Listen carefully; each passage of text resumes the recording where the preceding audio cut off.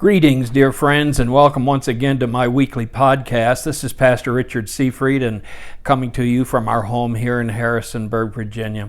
The purpose of these weekly podcasts is to compare what the Bible says to current events.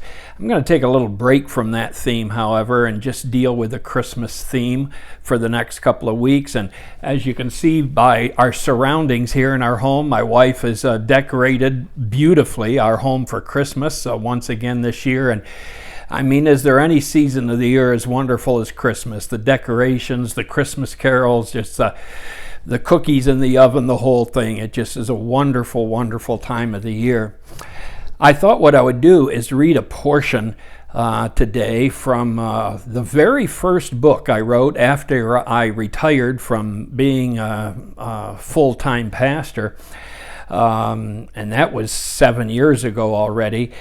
But this book is the Old Testament daily devotional book, Strength for Today, a daily Bible study guide, Volume 1, Old Testament. And so if you don't have that particular daily devotional guide, you may want to order it from Amazon. It'd make a wonderful Christmas gift for yourself or perhaps for somebody else in your family. The reading for December 8th is O Little Town of Bethlehem. Let me just read this. Micah 5:2, But you, Bethlehem Ephratah, though you are little among the thousands of Judah, yet out of you shall come forth for me the one to be ruler in Israel, whose goings forth are from old, from everlasting.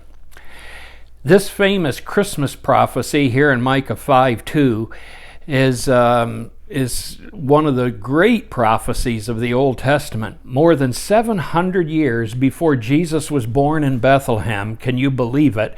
The place of his birth was foretold by the prophet Micah. There are three parts to this prophetic verse, which we will take in order. First, the place of his birth. And of course, that's the emphasis of the verse, isn't it? The emphasis of the prophecy was on how little the town of Bethlehem was. Such a big event for such a small place. When Herod found out that the wise men had come from the east to worship a newborn king of the Jews, he inquired as to where this royal birth was to take place. The scribes searched through all the ancient prophecies until they found Micah 5:2 and reported this to Herod. And you'll find that in Matthew chapter 2, verses 1 through 6. You see, dear friends, it took the decree of Caesar Augustus to tax or register his whole empire for God to get the right people in the right place at the right time. Second, the importance of his birth. Christ was the one who would be ruler in Israel. We know that his claim as Messiah King was rejected by the Jews when he came to earth the first time. So this prophecy here in Micah 5:2, that Christ would one day be ruler of Israel, still remains unfulfilled. That part of the prophecy will be fulfilled at the second coming of Christ, and of course we all have that to look forward to. One day Christ truly will be ruler in Israel. Third, the unique nature of his birth. It is said that the one to be ruler in Israel was eternal, quote, whose goings forth are from old, from everlasting. Though he was born in Bethlehem, he did not start at Bethlehem. He was God incarnate, the Word made flesh. Isaiah also describes this unique eternal nature of Christ in his great Christmas prophecy of Isaiah 9:6. His name shall be called Wonderful Counselor, the Mighty God, the Everlasting Father, the Prince of Peace. Micah is not only remembered as the prophet who named Bethlehem as the birthplace of Jesus, but also as the prophet who looked forward to the Lord's reign in Zion.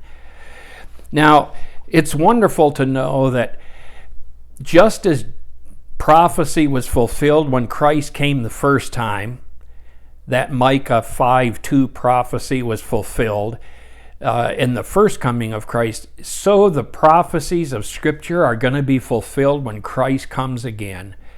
And that is my message to all of you for Christmas.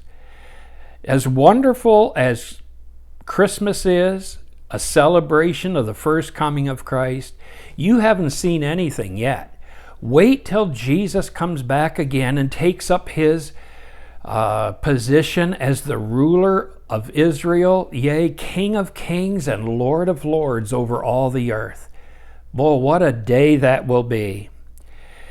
Felix Mendelssohn is the one who wrote those famous words, "Come to Bethlehem and see him whose birth the angels sing. Come adore on bended knee, Christ the Lord, the newborn King." As a matter of fact, there's another Christmas carol that is sung that actually mentions that Christ is the desire of all nations, and someday he will be. Well, may the Lord richly bless you this Christmas season. And again, if you don't have this devotional book, I would encourage you to get in touch with Amazon. Look it up. It's called Strength for Today by Pastor Richard Seafried, and order one. God bless you. Have a great day.